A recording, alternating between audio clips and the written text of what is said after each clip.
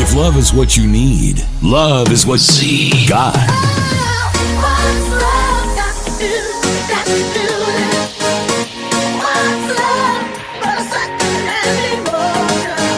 Feel it, love it, live it. Z. Hit music now. I love, I'm just bad at it. I just can't escape all of these bad habits. Anytime that you call, Play it loud. All I need, Oh baby, chai back well and balance well for me. Keep it locked on to ZiFM Stereo, radio that moves the nation. And it's Messi!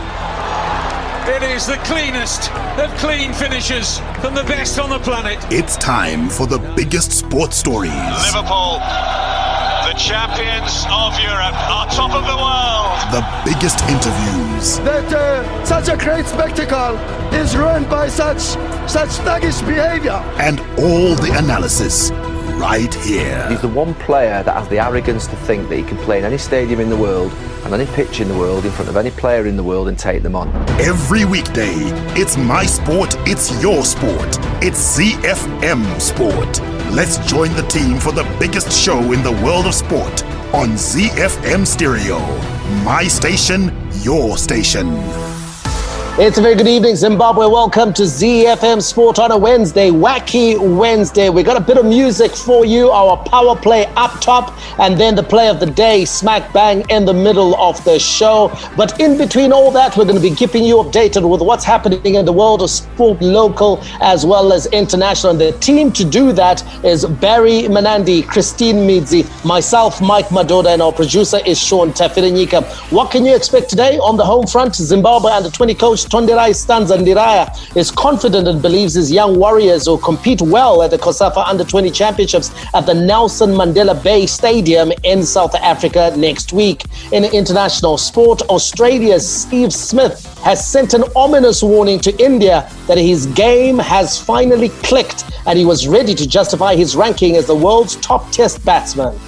We'll take you around the world in 60, lifting off in the United Arab Emirates, where New Zealand's Greg Barclay has been elected as the International Cricket Council's new independent chairperson. In England, the World Rugby Council has approved recommendations by its World Cup board for a more transparent process of selecting hosts for future men's and women's editions of the tournament, including an open electronic vote with results published. And in news from Scotland, Andy Murray believes tennis players should have a coronavirus vaccination in order to play in tournaments. We'll take our play of the day, which is Wacky Wednesday, and in the beautiful game, we camp out in the UEFA Champions League. Ole Gunnar Solskjaer was pleased to see Manchester United enjoy their football in their victory against Istanbul Başakşehir. Frank Lampard has promised Olivier Giroud will get more game time at Chelsea as he bids to keep hold of the striker in the January transfer window after Giroud's majestic injury time header booked Chelsea's place in the knockout stages. And in tonight's action, Antonio Conte's Inter Milan take on Real Madrid in a game the coach describes as, quote, like a final, with both sides needing a win. All of that and so much more to look forward to in this edition of ZiFM Sport. But first, our power play. Can be. This is Lil Kesh. It's featuring Maya Kun. Hi, this is Alexandra Maseko, and I'm the national basketball team captain, and you're listening to ZiFM Sport. Z. The Warriors, the Chevrons, the Cheetahs, the Mighty Warriors, and the Sables. From the pool to the track to the field, we are Team Zimbabwe.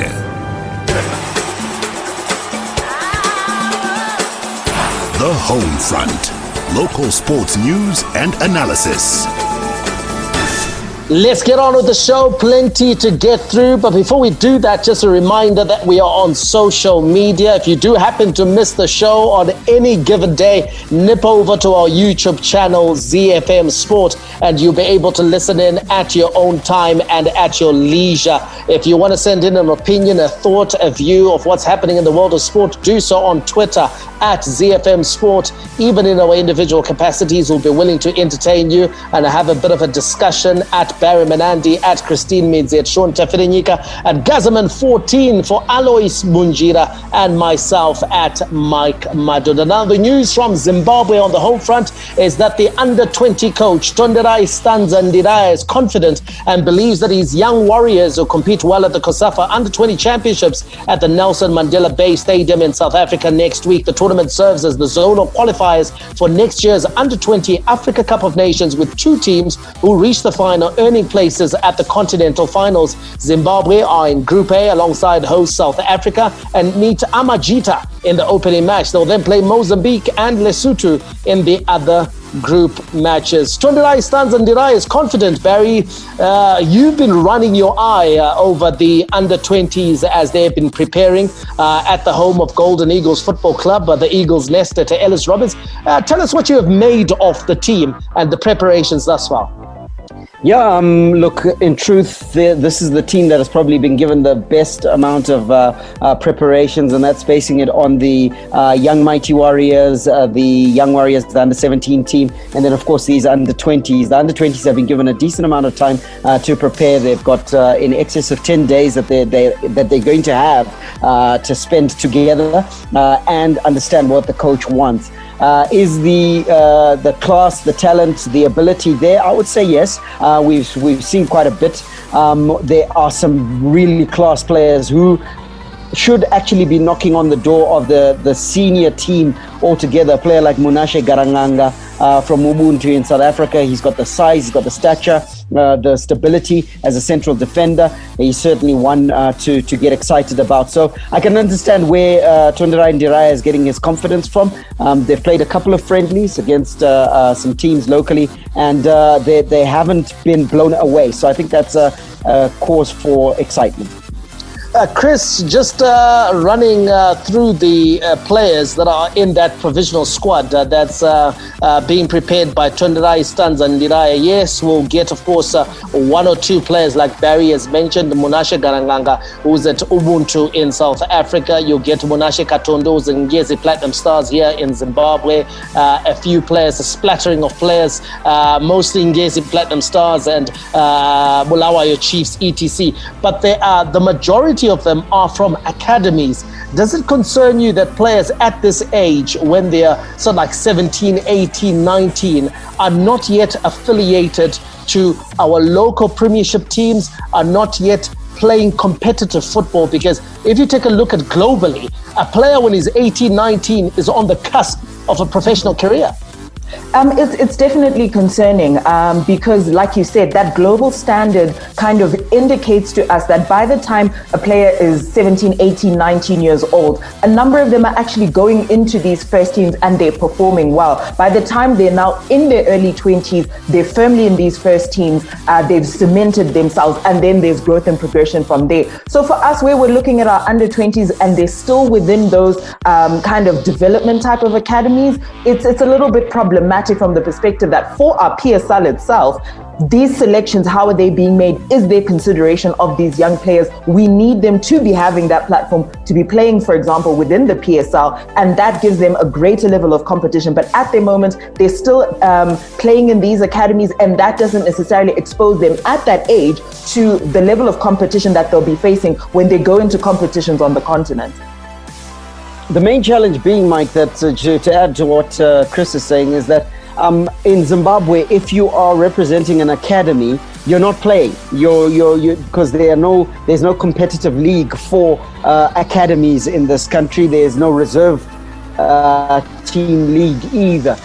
Also, if you're playing for the development teams of the top tier teams, you are probably playing in a Division 2 league, which doesn't necessarily make you give you that level of competition, but it's even better than being in an academy. So when you then get to the national team, where you are expected to perform in competition, you might be overwrought by the occasion. So I completely understand the concern that's coming from there.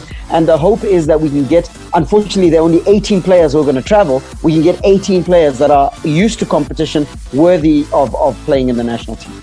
Well, Zimbabwe will have to hit the ground running out at the Nelson Mandela Bay Stadium in Port Elizabeth, because they play in the opening match, like I said, versus Amajita. That is the South African team. And Chris, this is problematic because Amajita will go into this game as favorites. We talked, I think, a couple of days ago about the fact that South Africa do have the structures in place at grassroots. So they've got the provincial leagues, they've got a national league. Their youngsters have been training for quite a while. Their youngsters have been involved in competitive matches. So they'll come into this game better prepared and more confident than our boys. And it means that if we lose, heaven forbid, we lose the first match, it almost means that sole ticket out of our group to make it to the finals, okay, not the sole ticket, but the route then to make it to the finals and be one of the two teams that goes to the African Cup of Nations becomes doubly difficult.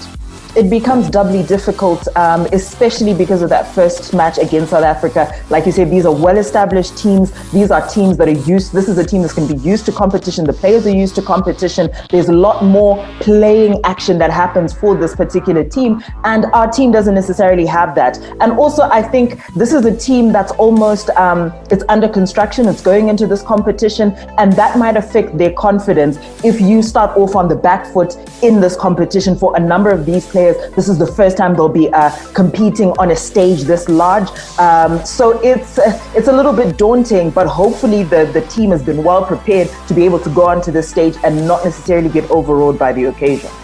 Now, there are a couple of players, Barry, that of course have fascinated me. We've got I think one of the players we interviewed here on ZiFM Sport, and that's young Sebastian Summerfield. He's out at Gateshead Academy out in England. But there's also Callum English-Brown, who's at Eintracht Nordstedt all three out in Germany. What have you made of him? Because I've been hearing a few rave reviews about him being technically sound, good on the ball, can stitch a pass together. What have you made of him?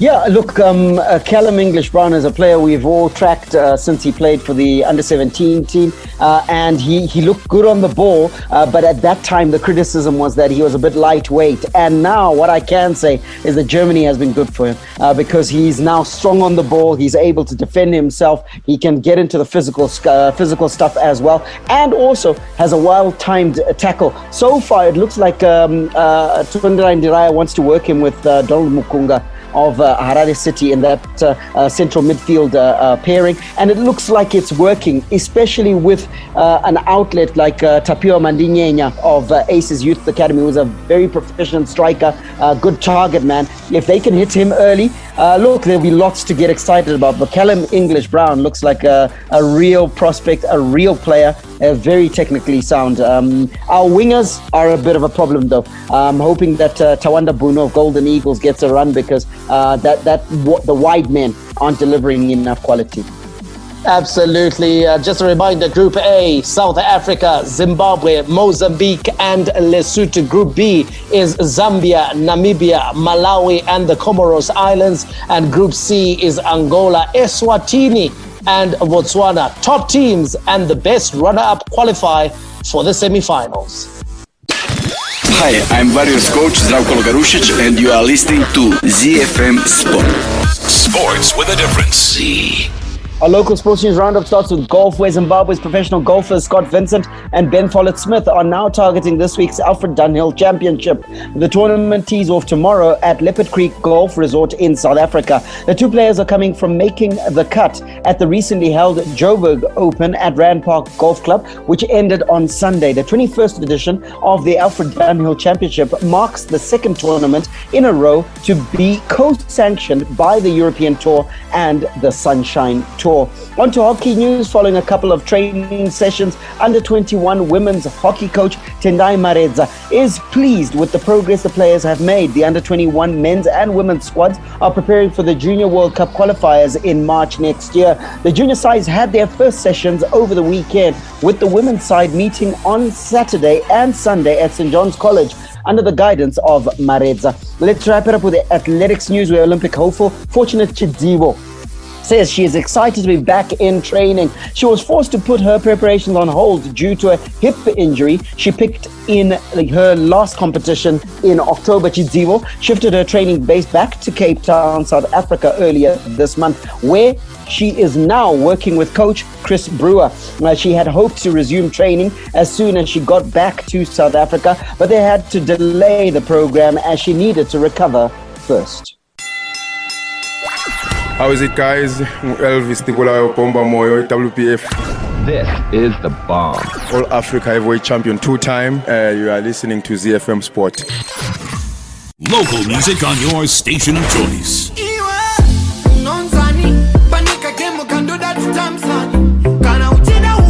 Z. Smooth. Sounds.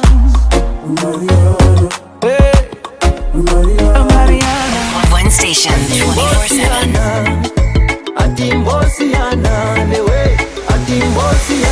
Z. Rockin' the nation in one voice. Hit after hit. Non-stop, from the plane to the helicopter.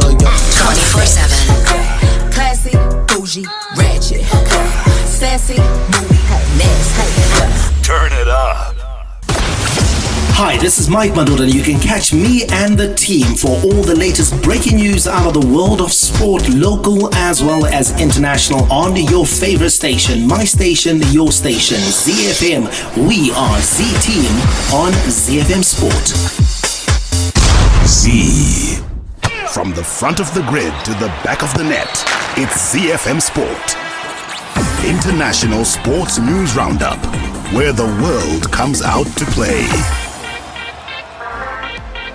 Our international sports news is next, but just a reminder that in the beautiful game, we're camping out on news of the Champions League games last night, and then of course there's action tonight. We'll build up to that for you right here on ZiFM Sport. But first, let's take a look at what's happening internationally, and today we're talking cricket, where Australia's Steve Smith warned India that his game had finally, quote, clicked, and he was ready to justify his ranking as the world's top test batsman. Smith admitted he was unhappy with his recent displays for Rajasthan Royals in the Indian Premier League, saying, "I never really got into a good rhythm," but he believed something changed this week as he prepared for the upcoming series against India, which starts with a one-day international in Sydney on Friday. Ahead of the first one-day international of a three-match series on Friday, let's get the outlook of Australia from coach Justin Langer.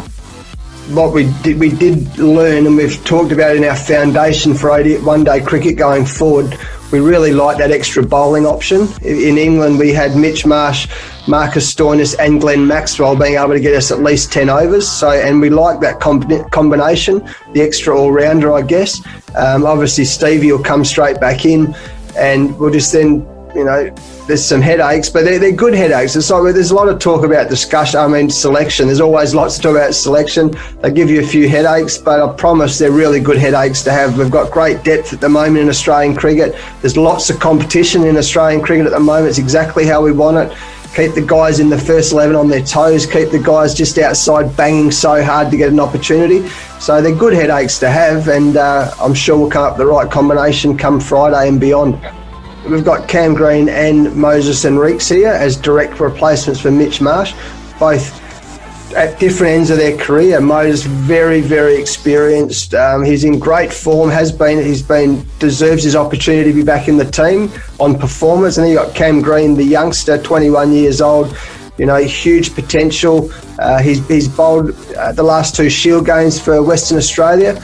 I've said publicly that if we're going to pick Cameron Green, he has to be bowling in one-day cricket specifically, not so much in T20 cricket or Test cricket, because he's earned, we go for a different setup in those two forms of the game. But he bowled well in the nets yesterday. He's a young fast bowler. He's 200 centimetres, so we're obviously very sensitive to his physical health, particularly he's had 2 stress fractures in the past. But he's up and running, and he's bowling well, and he's certainly given us another option at the selection table, which is really positive and exciting, actually. Z.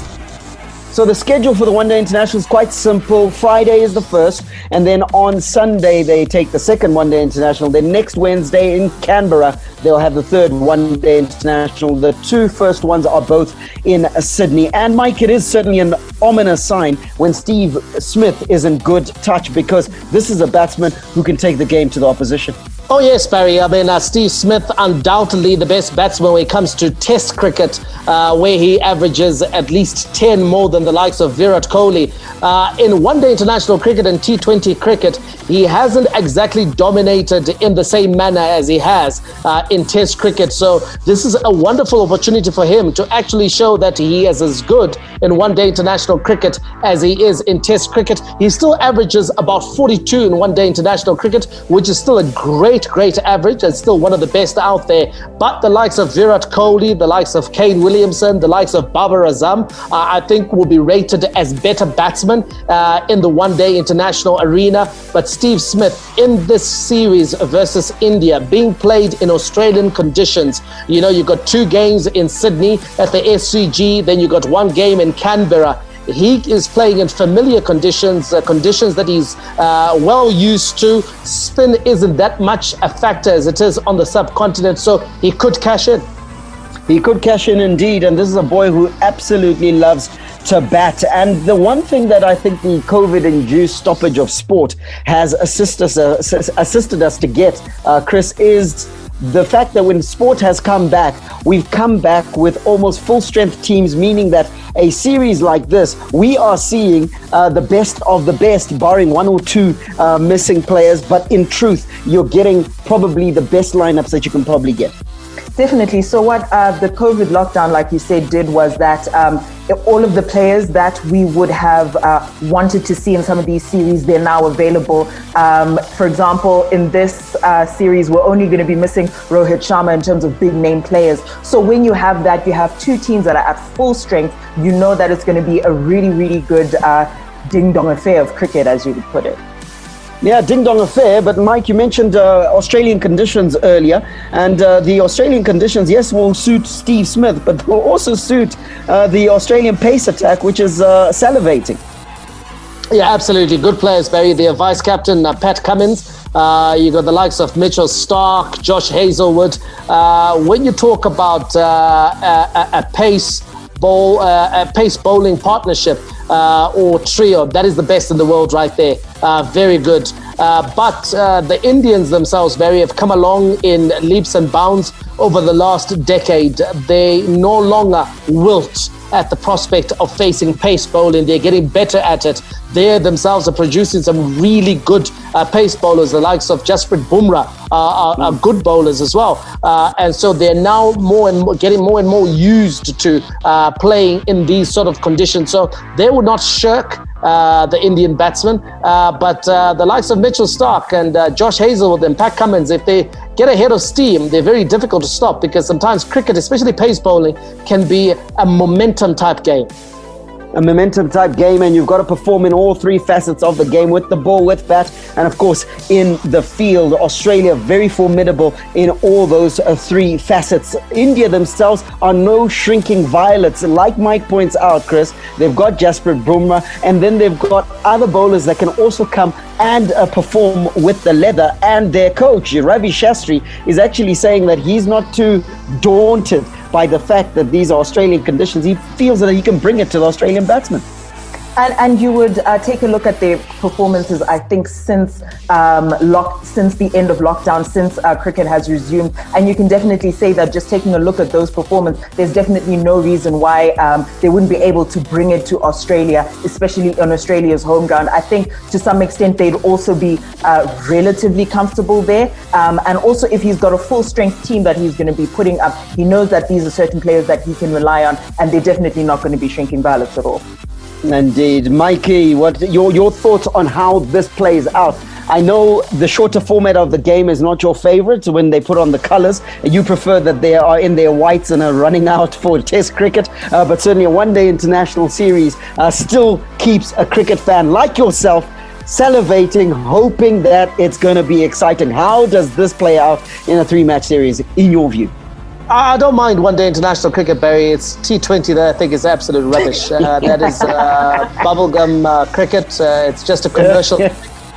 Pretty much like Sevens rugby. That's not rugby. So one-day international cricket is great. I think it's going to be very competitive, but I think it'll be decided by who gets off to the best start in terms of the opening partnerships, the opening batting partnerships. If David Warner and Aaron Finch can get off to flyers, it means that the Australian middle order is not going to be under pressure. And if that happens, it means that Australia will dominate this series. On the other hand as well, if India are able to do the same with the opening batsmen, that means that they will have the better series. So I think for me, the opening combination that averages the highest almost guarantees its team victory in the series. I'm going to borrow a phrase that was used by Chris earlier and say this is likely to be a ding-dong affair. Hi, my name is Sean Williams, Zimbabwe cricket captain. You're listening to ZiFM Sport. Z. Around the world in 60 seconds. International sports news. We take off from the United Arab Emirates, where New Zealand's Greg Barclay has been elected as the International Cricket Council's new independent chairperson. Barclay, director of New Zealand cricket since 2012, replaces interim chairman Imran Khwaja, who himself had stepped in to temporarily succeed India's Shashank Manohar after his second two-year term ended in July. We'll head over to England, where the World Rugby Council has approved recommendations by its World Cup board for a more transparent process of selecting hosts for future men's and women's editions of the tournament, including an open electronic vote with results published. The sport's global body said that after an interim meeting, it was decided that awarding hosting rights for the women's 2025 and 2029 editions and the men's 2027 and 2031 editions would be through a vote following a risk-based technical evaluation. We'll touch down in Scotland, where Andy Murray believes tennis players should have a coronavirus vaccination in order to play in tournaments. Like all sports, tennis has been badly affected by the coronavirus pandemic, with events either unable to take place, played virtually, or behind closed doors. There's considerable hope that by next spring, vaccination will be widely available, and Murray would support a compulsory program within the sport. Hi, my name is Zugba Amute, Los Angeles Clippers small forward, and you're listening to ZiFM Sport. Who hasn't covered themselves in glory? What hasn't gone according to plan? Who should hang their head in shame? Our plonker of the week on ZiFM Sport. Well, we started it last week and we're going to continue it every week, and that is selecting our plonker of the week. And this week, guys, who do you reckon is our plonker of the week? Michael, let's hear who you think it might be.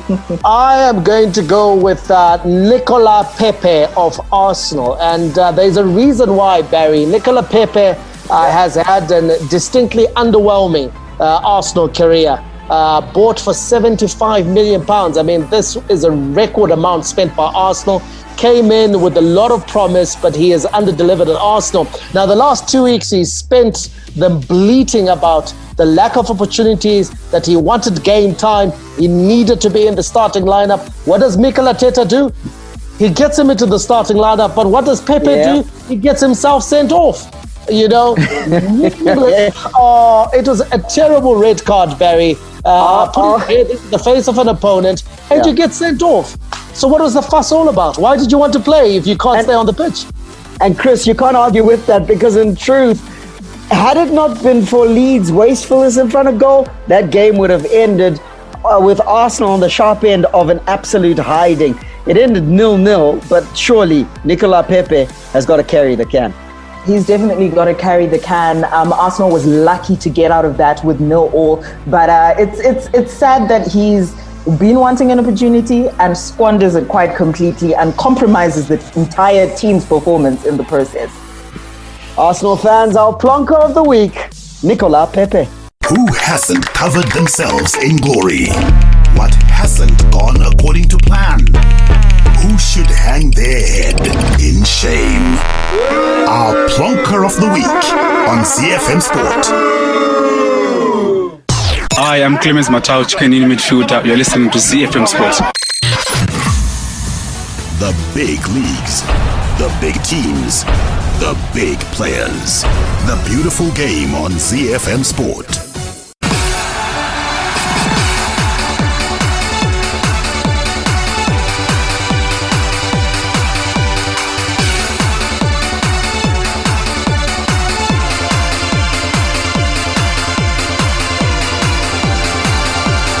Some call it the greatest show on earth, and I'm inclined to agree. It's the UEFA Champions League, certainly the most prestigious cup competition in world football, and there were matches played last night. At Old Trafford, Bruno Fernandes scored twice and appeared to give up the chance of a hat-trick from the penalty spot as Manchester United avenged their defeat to Istanbul Başakşehir earlier this month with a convincing 4-1 win. Ole Gunnar Solskjaer's side remain top of Champions League Group H on 9 points from 4 games and are in control of their own destiny. Let's hear from Ole. Yeah, I felt first half, you saw the intent straight away. The boys wanted to play, they enjoyed it. It's a Champions League night at home at Old Trafford. You expect them to enjoy themselves, and we created some great chances, some very nice goals, and I was very pleased. I think, when you are 3-0 up and you take the foot off the pedal a little bit, you give them something to play for. They enjoyed second half, I think, more than the first half. But 4-1 win in the Champions League, you're happy with. Last night, Chris, we talked about not knowing which United side would show up, but they certainly turned up United. 4 goals past the Turks, 1 in reply, but a convincing victory, and one they needed just to make sure that they keep their advantage at the top of their group standings. Incredible performance from Manchester United last night. I honestly wasn't expecting it. I certainly wasn't expecting 4 goals in from them. I think we saw Bruno Fernandes showing up in a different kind of way yesterday, scoring without a penalty in play there. So it was definitely a good game from Manchester United, and they have these performances. They light it up like they did in this scenario. But the kick-on is a totally different discussion for them. In terms of progress, Barry, and the United fans will hate this because I'm going to compare them with Liverpool. But if you remember in the season of heavy metal football under Jurgen Klopp, Liverpool had that in them. They had those 4-goal, 5-goal performances where Liverpool looked absolutely good and could beat anyone in European football. But then they also had the other result as well, where they could go on and lose to West Bromwich Albion and draw to Watford. Do you think in terms of progress, in terms of development of the Ole Gunnar Solskjaer project at Manchester United, that's where they are right now? I'm going to say no, Mike, and I'm going to say no on this basis. The heavy metal football under Klopp, you could see what the manager, what the coaching staff were trying to do with that Liverpool team. You could see the instructions that were being given to players, the changing roles that players were going through.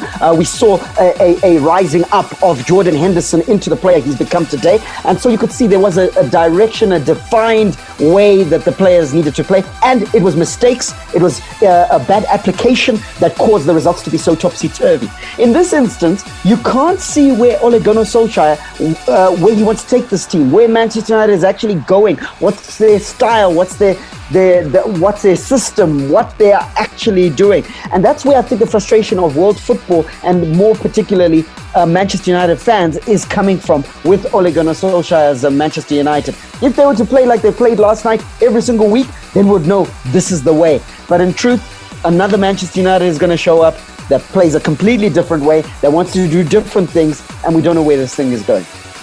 And maybe just to support Barry's point, Chris, is the fact that Edinson Cavani, here is a reliable goal-getter wherever he's played in European football. And for Uruguay, he was selected to start his very first start for Manchester United. And yet there weren't really any clear-cut chances that were created for him, despite the fact that he was leading the line and he was the central striker against a Turkish side that looked, like they weren't at the races. So this was an opportunity for surely your central striker to have gotten on the act, as it were. But there weren't any chances, any clear-cut chances that were created for him. There weren't any clear-cut chances created for him. And you'd think that after making that purchase in the middle of COVID-19, this is one of your players that you think, okay, this is an important cog. You would think that Ole Gunnar Solskjaer and his team would take a look at that and say, you know what, this is how we need to use this particular player. We need to be almost not necessarily playing around him, but playing and using him effectively. And that's not what's happening at Manchester United. So it begs the question of exactly what is happening. You're making these purchases to what effect? very bit part player Edinson Cavani. I'm sure he possibly, I don't think that's what he would have been anticipating when he joined Manchester United. Does it give you the impression that this was a panic buy by United? They bought a name just to appease United fans who were, crying out at the inactivity in the transfer market, because, many people thought that they're buying Cavani. As soon as he's match fit, he's going to be in the starting lineup, playing as the central striker. They're going to build their attacking or put their attacking pieces around Edinson Cavani, who's one of the most lethal finishers in European football. But it looks like Vakango Hoda, just like Igalo, the Nigerian as well, who's sitting at United doing nothing. Well, in truth, you'd be tempted to think that it's a panic buy. But again, when you then look at your Igalos of this world and your Donny van der Beek, you think, again, the one thing that Ole Gunnar Solskjaer has got is the element of surprise. He's surprising the entire footballing world, because the way that we thought he would utilize the players that were coming in is not the way that he's utilizing. In fact, they're more in the stands than they are on the field. So it's frustrating for the players, but also, I'm sure, frustrating for the Manchester United fans. Absolutely. Now, what does that result do for Manchester United and their chances of qualification for the next round? Manchester United are sitting on top of Group H, 9 points. PSG won their game last night 1-0, courtesy of a Neymar penalty over RB Leipzig. They've got 6 points and they are sitting in second. Leipzig themselves have got 6 points, but an inferior goal difference. They're in third. And then Istanbul Başakşehir is in fourth place with just 3 points. It means that none of the teams are eliminated and none of the teams have qualified. All teams can still qualify for the knockout stages, and United will be looking over their shoulders somewhat uncomfortably, Chris, because PSG look like they're getting back to their best, still losing certain matches that they should win, but they're getting their players back fit again. They'll be coming to Old Trafford, and then United has to go to play RB Leipzig in Germany. They have to get a result in one of those games, because if they don't, it could be heartbreak on the final match day. It could be heartbreak on the final match day, and that's what I think will be putting them under pressure. The fact that they don't put up a consistent rally of performances. So when you're coming into this, even though you've had a 4-1 win against Istanbul like they have, they could go to play RB Leipzig and be completely wiped out by Red Bull. And it's a scary situation. It's the kind of situation where Ole Gunnar Solskjaer needs to do some introspection and actually create a system that they can rely on, and not necessarily just moments of brilliance like we see ever so often, like last night. Well, talking about qualification, Chelsea have qualified for the knockout stages after beating Rennes 2-1 last night. Olivier Giroud, the hero, with a majestic injury time header, having come off the bench. The other result in Chelsea's group, so Sevilla also win 2-1 on the road to Krasnodar. It means that Sevilla join Chelsea as the two teams that have qualified. They just have to battle it out to see who finishes first and who finishes second. Group F, Borussia Dortmund thumped Club Brugge 3-0. Erling Haaland once again on the score sheet. Lazio 3-1 victors over Zenit St. Petersburg. Group G, Dynamo Kiev was beaten 4-0 by a Messi-less Barcelona, and I mean that literally too, because Lionel Messi was given a rest. And then Juventus won in injury time when they beat Ferencvaros 2-1. Cristiano Ronaldo scoring one of the goals, and then I think Morata with an injury time winner for the Italian side. Just a recap of Group H: United 4-1 victors over Istanbul, and PSG 1-0 victors over Leipzig. Hi, my name is Rune Shamba, Mytoria's super striker. You're listening to ZiFM Sports.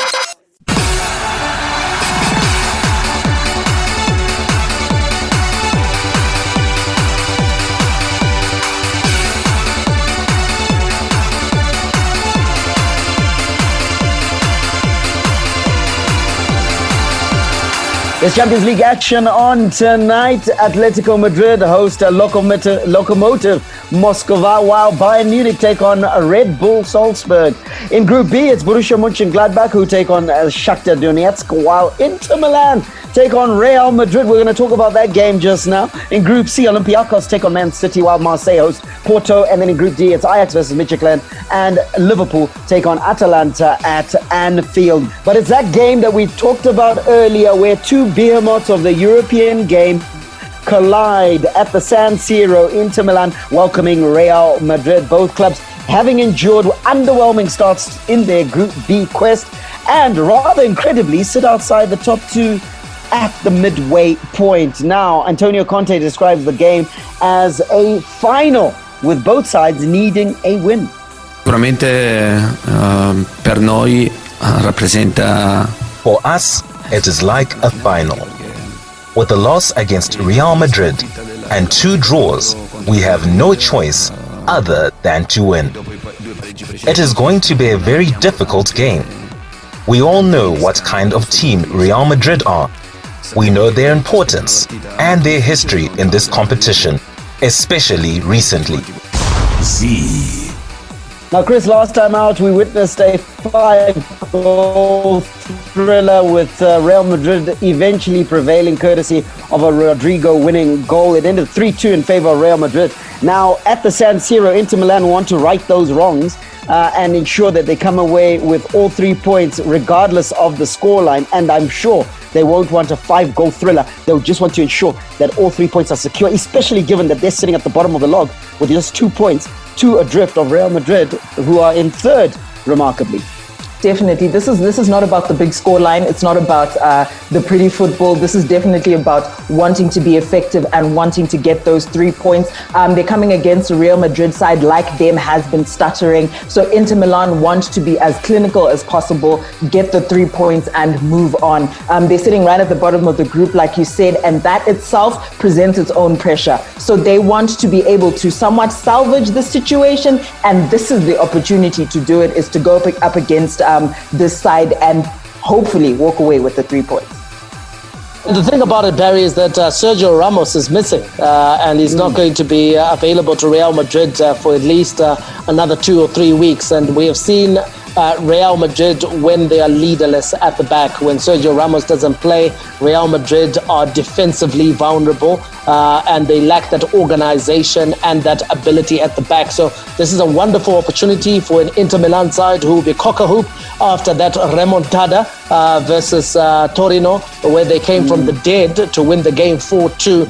Alexis Sanchez, as well as Lautaro Martinez and Romelu Lukaku at the heart of that comeback. And if those 3 players can once again be selected for a start, because we never know which way Conte is going to go with his selection. He's always been chopping and changing, a bit of a tinkerman this season. But if those 3 are selected, they're able to gel and they deliver. It could be a good night for Inter Milan. They, more than Real Madrid, need the 3 points tonight.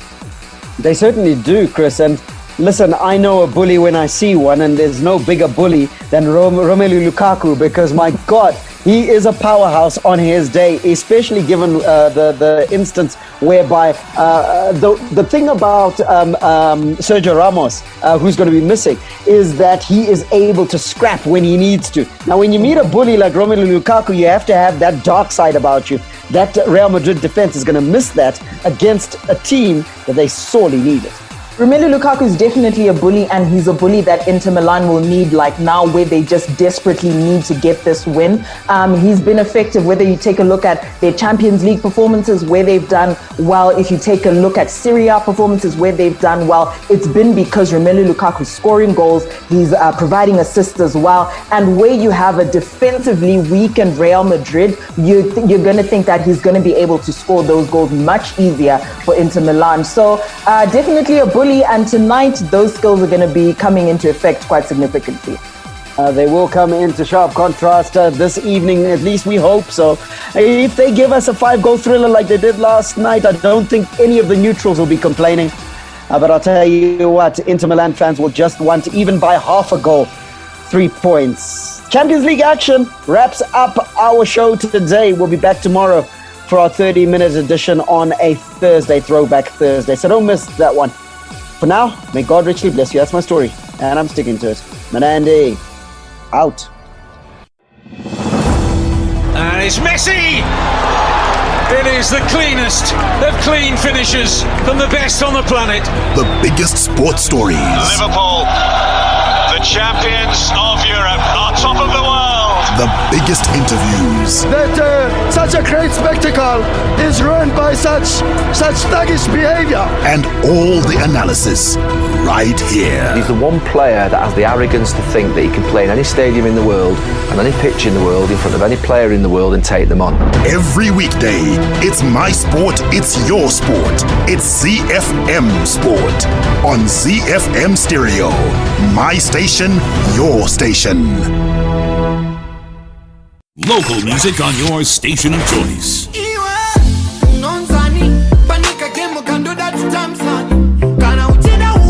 Z. Smooth sounds.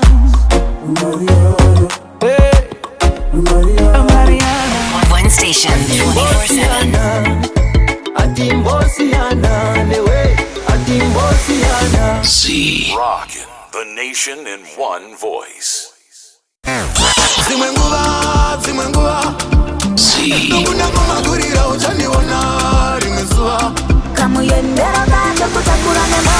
If love is what you need, love is what Z got.